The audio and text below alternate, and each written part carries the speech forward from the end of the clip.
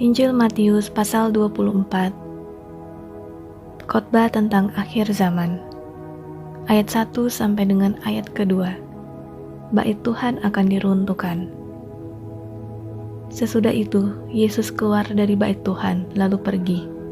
Maka datanglah murid-muridnya dan menunjuk kepada bangunan-bangunan bait Tuhan. Ia berkata kepada mereka, "Kamu melihat semuanya itu? Aku berkata kepadamu, sesungguhnya tidak satu batu pun di sini akan dibiarkan terletak di atas batu yang lain. Semuanya akan diruntuhkan." Ayat 3 sampai dengan ayat ke-14. Permulaan penderitaan. Ketika Yesus duduk di atas Bukit Zaitun, datanglah murid-muridnya kepadanya untuk bercakap-cakap sendirian dengan dia. Kata mereka, "Katakanlah kepada kami, bila manakah itu akan terjadi, dan apakah tanda kedatanganmu dan tanda kesudahan dunia?" Jawab Yesus kepada mereka, "Waspadalah, supaya jangan ada orang yang menyesatkan kamu. Sebab banyak orang akan datang dengan memakai namaku dan berkata, 'Akulah Mesias,' dan mereka akan menyesatkan banyak orang. Kamu akan mendengar deru perang atau kabar-kabar tentang perang. Namun berawas-awaslah, jangan kamu gelisah, sebab semuanya itu harus terjadi, tetapi itu belum kesudahannya. Sebab bangsa akan bangkit melawan bangsa, dan kerajaan melawan kerajaan. Akan ada kelaparan dan gempa bumi di berbagai tempat. Akan tetapi semuanya itu barulah permulaan penderitaan menjelang zaman baru. Pada waktu itu, kamu akan diserahkan supaya disiksa, dan kamu akan dibunuh, dan akan dibenci semua bangsa oleh karena namaku. Dan banyak orang akan murtad, dan mereka akan saling menyerahkan dan saling membenci. Banyak nabi palsu akan muncul, dan menyesatkan banyak orang. Dan karena makin bertambahnya kedurhakaan, maka kasih kebanyakan orang akan menjadi dingin. Tetapi orang yang bertahan sampai pada kesudahannya akan selamat. Dan Injil kerajaan ini akan diberitakan di seluruh dunia, menjadi kesaksian bagi semua bangsa. Sesudah itu, barulah tiba kesudahannya. Ayat 15 sampai dengan ayat ke-28. Siksaan yang berat dan Mesias-Mesias palsu. Jadi apabila kamu melihat pembinasa keji berdiri di tempat kudus, menurut firman yang disampaikan oleh Nabi Daniel, para pembaca hendaklah memperhatikannya. Maka orang-orang yang di Yudea haruslah melarikan diri ke pegunungan. Orang yang sedang di peranginan di atas rumah, janganlah ia turun untuk mengambil barang-barang dari rumahnya. Dan orang yang sedang di ladang, janganlah ia kembali untuk mengambil pakaiannya. Celakalah ibu-ibu yang sedang hamil, atau yang menyusukan bayi pada masa itu. Berdoalah, supaya waktu kamu melarikan diri itu, jangan jatuh pada musim dingin, dan jangan pada hari Sabat. Sebab pada masa itu, akan terjadi siksaan yang dahsyat, seperti yang belum pernah terjadi sejak awal dunia sampai sekarang, dan yang tidak akan terjadi lagi. Dan sekiranya waktunya tidak dipersingkat, maka dari segala yang hidup tidak akan ada yang selamat. Akan tetapi oleh karena orang-orang pilihan, waktu itu akan dipersingkat. Pada waktu itu, jika orang berkata kepada kamu, "Lihat, Mesias ada di sini," atau "Mesias ada di sana," jangan kamu percaya.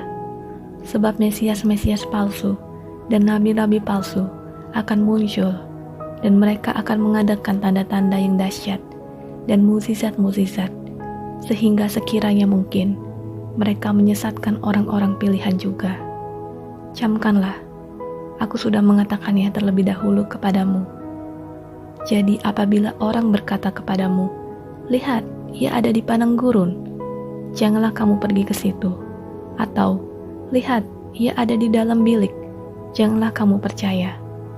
Sebab sama seperti kilat memancar dari sebelah timur dan melontarkan cahayanya sampai ke barat, demikian pula lah kelak kedatangan Anak Manusia. Di mana ada bangkai, di situ burung nazar berkerumun. Ayat 29 sampai dengan ayat ke-36. Kedatangan Anak Manusia. Perumpamaan tentang pohon ara. Segera sesudah siksaan pada masa itu, matahari akan menjadi gelap, dan bulan tidak bercahaya, dan bintang-bintang akan berjatuhan dari langit, dan kuasa-kuasa langit akan goncang. Pada waktu itu, akan tampak tanda Anak Manusia di langit, dan semua bangsa di bumi akan meratap, dan mereka akan melihat Anak Manusia itu datang di atas awan-awan di langit, dengan segala kekuasaan dan kemuliaannya. Dan ia akan menyuruh keluar malaikat-malaikatnya dengan meniup sangkakala yang dahsyat bunyinya. Dan mereka akan mengumpulkan orang-orang pilihannya dari keempat penjuru bumi, dari ujung langit yang satu ke ujung langit yang lain. Tariklah pelajaran dari perumpamaan tentang pohon ara. Apabila ranting-rantingnya melembut dan mulai bertunas, kamu tahu bahwa musim panas sudah dekat. Demikian juga, jika kamu melihat semuanya ini, ketahuilah bahwa waktunya sudah dekat, sudah di ambang pintu. Aku berkata kepadamu, sesungguhnya angkatan ini tidak akan berlalu sebelum semuanya ini terjadi. Langit dan bumi akan berlalu, tetapi perkataanku tidak akan berlalu. Tetapi tentang hari dan saat itu, tidak seorang pun yang tahu. Malaikat-malaikat di sorga tidak, dan anak pun tidak, hanya Bapa sendiri. Ayat 37 sampai dengan ayat ke-44. Nasihat supaya berjaga-jaga. Sebab sebagaimana halnya pada zaman Nuh, demikian pula halnya kelak pada kedatangan Anak Manusia. Sebab sebagaimana mereka pada zaman sebelum air bah itu, makan dan minum, kawin dan mengawinkan, sampai kepada hari Nuh masuk ke dalam bahtera, dan mereka tidak tahu akan sesuatu sebelum air bah itu datang dan melenyapkan mereka semua. Demikian pula lah halnya kelak pada kedatangan Anak Manusia. Pada waktu itu, kalau ada dua orang di ladang, yang seorang akan dibawa dan yang lain akan ditinggalkan. Kalau ada dua orang perempuan sedang memutar batu kilangan, yang seorang akan dibawa dan yang lain akan ditinggalkan. Karena itu berjaga-jagalah, sebab kamu tidak tahu pada hari mana Tuhanmu datang. Tetapi ketahuilah ini, jika tuan rumah tahu pada waktu mana pada malam hari pencuri akan datang, sudahlah pasti ia berjaga-jaga dan tidak akan membiarkan rumahnya dibongkar. Sebab itu, hendaklah kamu juga siap sedia, karena Anak Manusia datang pada saat yang tidak kamu duga. Ayat 45 sampai dengan ayat ke-51. Perumpamaan tentang hamba yang setia dan hamba yang jahat. Siapakah hamba yang setia dan bijaksana yang diangkat oleh tuannya atas orang-orangnya untuk memberikan mereka makanan pada waktunya? Berbahagialah hamba yang didapati tuannya melakukan tugasnya itu ketika tuannya itu datang. Aku berkata kepadamu, sesungguhnya tuannya itu akan mengangkat dia menjadi pengawas segala miliknya.